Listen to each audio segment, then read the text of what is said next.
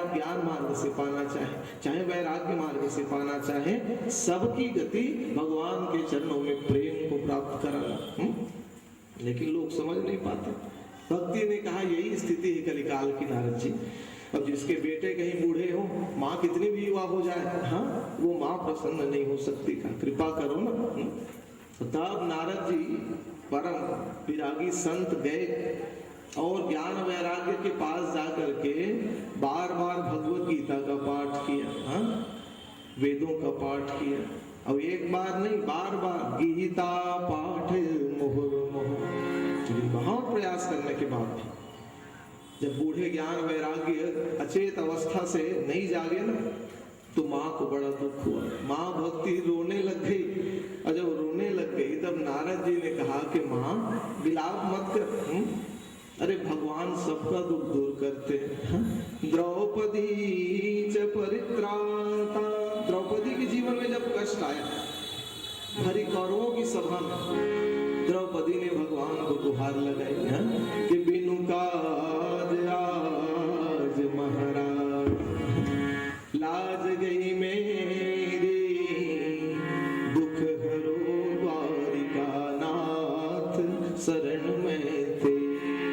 जब द्रौपदी ने गुहार लगाई, भगवान ने वस्त्रावतार ही ले लिया कि द्रौपदी च परित्राता येन कौरव कस्मला पालिता गोप सुंदरया स कृष्ण क्वापिनोगतम। भक्ति वाले का बहुत दुख हो रहा है मन में, कैसे दूर करूं? तो देखो नारद जैसे संत ने कह दिया कि भगवान का स्मरण कर। देखो इस माँ द्रौपदी की ही बात नहीं कि माँ भक्ति की ही बात नहीं, जीवन में जब बहुत दुख से मन व्याकुल होने लग जाए तो उसके लिए साधन बताया नारद जी ने। श्री कृष्ण चरणाम भोजम स्मर, हाँ? भगवान के चरणों का स्मरण कर, दुखम गमिष्यति, हाँ? दुख दूर भाग जाएगा, हाँ? अद्भुत वहां नारद जी ने माँ भक्ति को उपदेश दिया। तो आइए उन भगवान के मंगल में चरणों का 2 क्षण हम आप भी स्मरण करें, माँ भक्ति के भाव को हृदय में धारण करते हुए। बोलिए बाल कृष्ण लाल की जय। ब्रज के नंद लाला, ब्रज के नंद लाला, श्री राधा के सावरिया, सब दुख दूर हुए जब तेरा नाम लिया,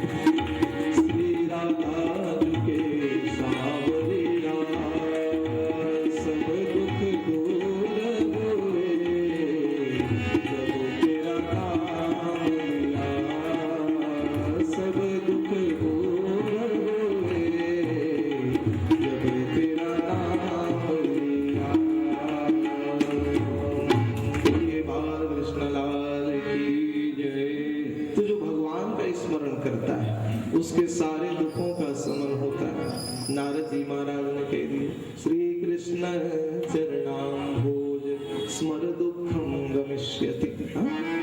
अब जैसे ही नारद जी ये बात माँ भक्ति से बोल रहे थे, दिव्य आकाशवाणी हुई और कह दिया कि नारद जी सत्कर्मम तु सदाचर, सत्कर्म करो। नारद जी ने जब आकाशवाणी सुनी, आकाशवाणी कह रही है सत्कर्म करो, तो नारद जी ने विचार किया कि अभी तक मैं क्या कर रहा था। भाई वेद का पाठ सत्कर्म नहीं है, गीता का पाठ सत्कर्म नहीं है, उपनिषदों का पाठ सत्कर्म नहीं है। और अगर ये सत्कर्म नहीं है तो सत्कर्म क्या है? तो नारद जी ने कहा कि सनत कुमारों, इस बात को जानने के लिए मैं अनेक संत महात्माओं के पास गया, कोई संत महात्मा उत्तर नहीं दे पाया। उस संत महात्मा को उत्तर नहीं देने के डर में मौन व्रत धारण करके वहां से भागने लग जाते मुझे देखते। घूमते घूमते जब आप लोगों का दर्शन हो गया, आप तो महान ज्ञानी सनत कुमार, अब आप ही बता दो कि संसार में सत्कर्म क्या होता है। सनत कुमारों ने कहा कि देखो नारद जी, संसार में सत्कर्म तो बहुत होते हैं, लेकिन संसार में सबसे बड़ा सत्कर्म होता है श्रीमद् भागवत कथा का श्रवण और श्रीमद् भागवत कथा का समायोजन। ये सबसे बड़ा सत्कर्म है। नारद जी भी ज्ञानी, उन्होंने कहा देखो भैया, भागवत के श्रवण से अगर उनका कल्याण होता तो भाई जो बात वेदों में वही बात भागवत कथा। तो जब वेद सुनाने से उनका कल्याण नहीं हुआ तो भागवत कथा सुनाने से कल्याण हो जाएगा, ये क्या आवश्यक है? तो उदाहरण दिया सनत कुमारों ने, कहा देखो नारद जी, जैसे आम का वृक्ष बहुत विशाल होता है और आम के वृक्ष में बहुत ऊंचाई में आम का पका हुआ फल लगा है। किसी व्यक्ति के मन में कामना हो गई कि एक आध फल मैं भी खा लेता, लेकिन पेड़ में चढ़ना नहीं आता।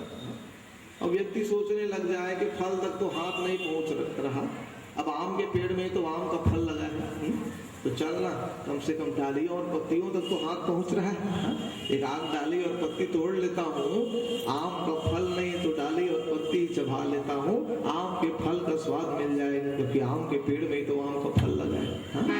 तो देखो, जो फल आम के वृक्ष में लगे हुए उस फल में है, जो आनंद, जो रस उस फल में है, वो रस और आनंद आपको डालियां और पत्तियां चबाने से नहीं मिल सकती। जैसे गन्ने से ही शर्करा बनती है, लेकिन गन्ने का स्वाद अलग, चीनी का स्वाद अलग। चीनी से अनेक मिठाइयां बनती है, लेकिन हर मिठाई का स्वाद अलग। एक ही स्वाद हो जाएगा नहीं। गन्ने से ही गुड़ बनता है तो गुड़ का स्वाद अलग, चीनी का स्वाद अलग, है ना। जैसे दूध से ही दही बनता है, दही से ही मक्खन बनता है, मक्खन से घृत बनता है। और घर में जब पूजन आदि होता है ना, तो माताएं बढ़िया घी से पूड़ियां छानती है। नवरात्र आदि पर्व में विशेष माता को अष्टमी के दिन दंतेश्वरी माँ है, घी की पूड़ी का भोग लगाते हैं ले जाकर।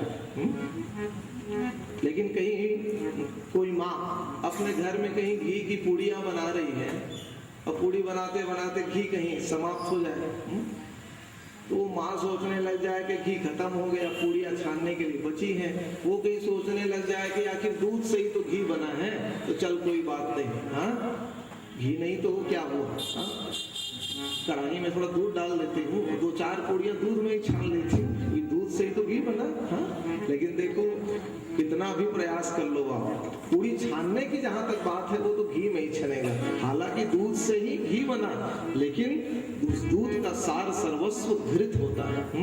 उसी प्रकार वेदोपनिषदा जाता सारा भागवती, सबको मत करके सुखदेव जी महाराज ने भागवत महापुराण को प्रकट किया, इसलिए उसका जो फल है वो संसार में किसी भी अन्य वेद पुराण उपनिषदों के पाठ से सुलभ नहीं हो सकता। इसलिए भागवत कथा, नारद जी ने कहा अद्भुत महिमा बताई भाइयों आपने, और जब महिमा बता दी है तो उसका बखान भी कर दीजिए भागवत कथा का। आपसे अच्छा वक्ता कहाँ मिलेगा। उन्होंने कहा कि देखो भाई कहाँ जाना है, नारद जी ने कहा वृंदावन में जाकर सुनाना पड़ेगा। इतने दूर बद्री विशाल से वृंदावन कहाँ जाएंगे? हाँ? इसलिए एक काम करो, हम बद्री विशाल से थोड़ा नीचे आ जाते हैं और भक्ति ज्ञान वैराग्य को वृंदावन से थोड़ा ऊपर ले आऊंगा। हाँ? तो सुनिश्चित हुआ स्थान हरिद्वार। हाँ? और हरिद्वार स्थान सुनिश्चित हुआ। व्यास पीठ पर सनक सनंदन सनातन सनत कुमार चारों भाई बैठ गए और तब नारद जी ने मां भक्ति को वहां लाया। ज्ञान वैराग्य जो बूढ़े पड़े हुए थे उनको लाया। अनेक संत महात्मा जन विराजमान हुए। जीवन मुक्त श्रेणी के अमलात्मा संत महात्मा जब बैठे तो भागवत का गान प्रारंभ किया संत कुमारों ने। और जैसे ही भागवत के मंगलमय श्लोक उनके मुंह से निकले तो वहां बड़ा अद्भुत कौतुक सब श्रोताओं को देखने को मिला कि भक्ति सुतो तरुणों गृहीत्वा, जो तो बेटे पड़े हुए थे धीरे धीरे सारा बुढ़ापा मिटने लग गया। तरुणों गृहीत्वा, दोनों तरुण होने लगे। प्रेमैक रूपा सहसा विलास, और एक झटके से दोनों उठ के बैठ गए। और केवल युवा ही नहीं हुए, उठ के बैठे ही नहीं, सीधा खड़े हुए और नाथे नामानि वदन्ति गोविंद दामोदर माधवेति। हे कृष्ण, हे गोविंद, हे दामोदर बोल करके वहां भक्ति ज्ञान वैराग्य वहां नाचने लग गए। और उनको जब नाचते देखा तो जितने भी वहां भक्त बैठे हुए थे अद्भुत श्रद्धा का प्राकट्य हुआ हृदय में। प्रहलाद जी महाराज बैठे हुए थे, सीधा खड़े हुए और तालियां बजाने लगे। प्रहलाद देखो कथा संकीर्तन में तालियां बजानी चाहिए। कल और आप उसका रहस्य सुनो। तो भाई तालियां तो भागवत कथा में बजानी चाहिए, लेकिन सबसे पहले कोई पूछ दे, लोगों का बड़ा अद्भुत प्रश्न होता है, कोई पूछ दे कि ताली तो खूब बजाते हैं लेकिन भागवत कथा में सबसे पहले ताली किसने बजाई?